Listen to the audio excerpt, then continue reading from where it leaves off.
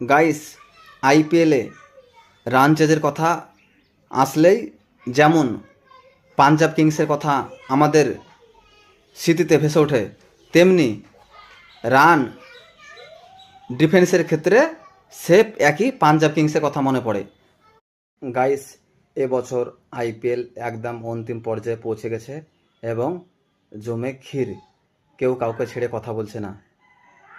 আসুন একবার দেখি পয়েন্ট টেবিলের দিকে তাকিয়ে।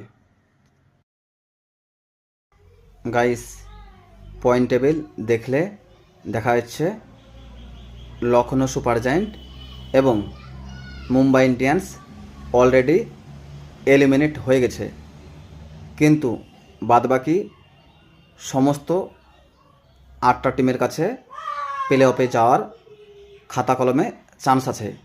আর সবচাইতে মজার ব্যাপার হলো, কালকে পাঞ্জাব কিংস হেরে গিয়ে আরও খেলা জমে উঠেছে। প্রথমে ব্যাট করতে নেমে পাঞ্জাব কিংস 210 রান করে, জবাবে দিল্লি ক্যাপিটাল 3 উইকেটের বিনিময়ে সেই রান তুলে ফেলে। গাইস, আইপিএলে রান চেজের কথা আসলেই যেমন পাঞ্জাব কিংসের কথা আমাদের স্মৃতিতে ভেসে ওঠে, তেমনি রান ডিফেন্সের ক্ষেত্রে সেফ একই পাঞ্জাব কিংসের কথা মনে পড়ে। গাইস, পাঞ্জাব কিংস সবচাইতে 200+ স্কোর করে 9 বার হেরেছে, যেটা একটা জঘন্য রেকর্ড। 2026-এ পাঞ্জাব কিংস 200+ স্কোর 7 বার দিয়েছে।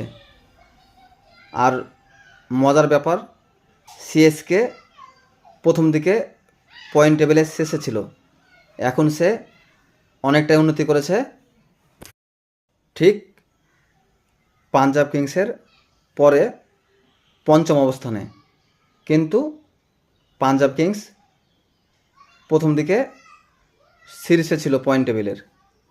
আর আরসিবি, সানরাইজ হায়দ্রাবাদ এবং গুজরাট টাইটন্স প্রত্যেকে 11 ম্যাচে 14 পয়েন্ট নিয়ে